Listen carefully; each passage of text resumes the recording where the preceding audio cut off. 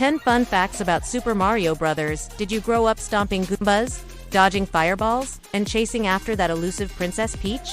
Super Mario isn't just a game, it's a global phenomenon that shaped generations. But even if you've played every level, there's a good chance you've missed a few secrets. Here are 10 surprising facts about the world's most famous plumber that you might not know, but definitely should. Let's go. Super Mario Galaxy's music was fully orchestrated. When Super Mario Galaxy launched in 2007, it didn't just change how Mario played, it changed how Mario sounded. For the first time in the franchise's history, Nintendo used a full symphony orchestra to create the game's soundtrack. No more chiptune beeps or loops. This was epic, emotional, cinematic. The idea came from director Yoshiaki Koizu, who wanted the music to match the grandeur of space. The result, one of the most celebrated soundtracks in video game history. Tracks like Gusty Garden Galaxy still give fans chills. Mario had gone galactic, and his music finally soared with him. From platforming to powerful melodies, Galaxy proved that video game music could be just as moving as film scores. Mario was originally called Jumpman, did you know? Mario wasn't always called Mario.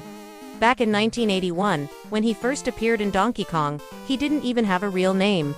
He was simply known as Jumpman.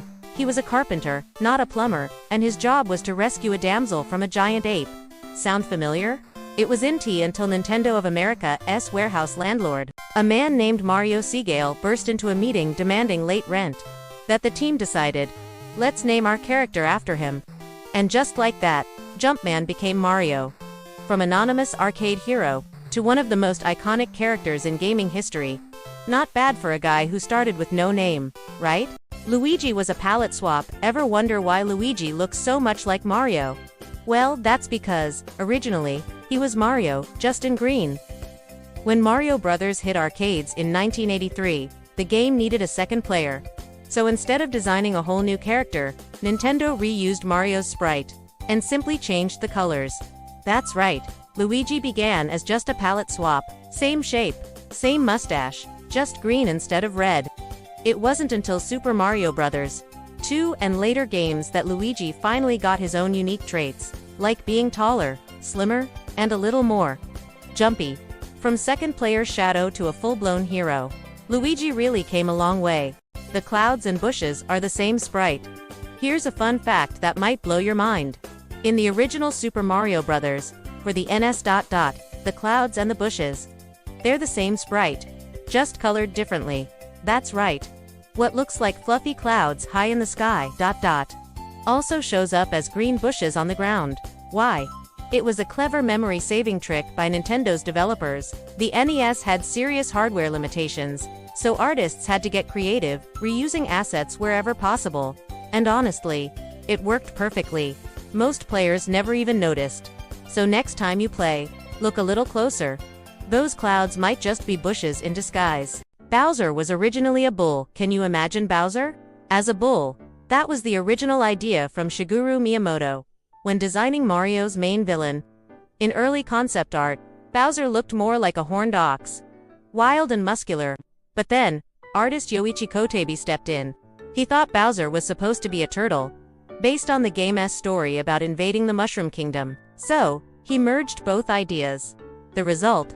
A fire-breathing, spiked-shell turtle-dragon hybrid, and the king of Koopas we know today. From bull to beast, Bowser's transformation is one of Nintendo's coolest design evolutions. Mario breaks blocks with his fist, not his head. Here's something that might surprise even longtime Mario fans. You know those blocks Mario smashes in Super Mario Bros.? Most people think he breaks them with his head. But actually, he's punching them with his fist. Yep.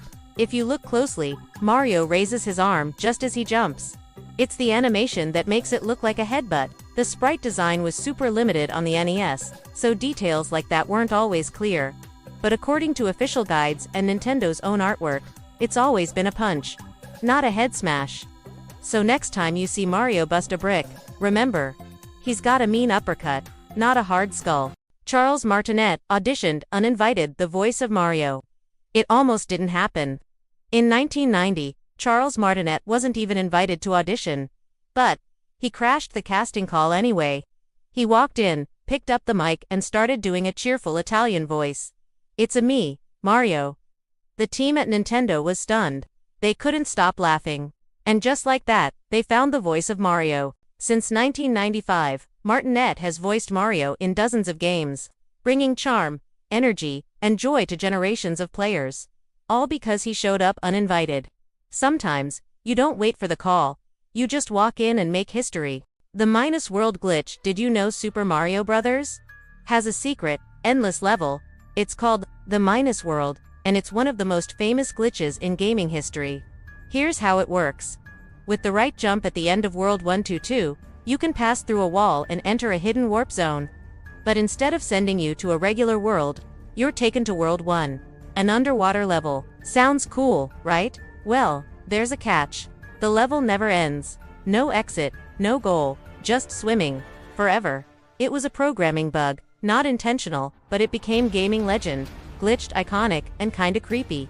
The Minus World, where Mario swims, but never escapes. Mario was supposed to ride a rocket before the raccoon suit. Mario was going to fly a rocket ship. Yep, in early concept art for Super Mario Bros. 3, developers imagined space travel, with Mario blasting off between levels. It was ambitious, but in the end, they scrapped the rocket idea. Instead, they gave Mario a pair of ears and a tail. And boom, the now iconic raccoon suit was born. It let Mario glide, fly, and added a whole new layer to gameplay. So next time you take off with that leaf, just remember, you could have been riding a rocket. Sometimes, the weirdest ideas lead to the most legendary power. Super Mario 64 revolutionized 3D gaming in 1996. Gaming changed forever. And the reason? Super Mario 64. It was Nintendo's first fully 3D Mario game. And it didn't just impress, it redefined how 3D platformers were made. With its open levels, dynamic camera, and analog control, it gave players freedom like never before. You weren't just running left to right. You were exploring a 3D world, with secrets, stars, and surprises. Game designers everywhere took notes. From Legend of Zelda to Grand Theft Auto, Mario 64 inspired them all. Today, it's not just a classic. It's a milestone in game design history. Super Mario 64 didn't just launch a console, it launched a new era of gaming. So, which fact surprised you the most? Let us know in the comments below. Hit that subscribe button and ring the bell so you never miss a new adventure. Thanks for watching, and until next time, keep jumping, keep exploring, and stay super.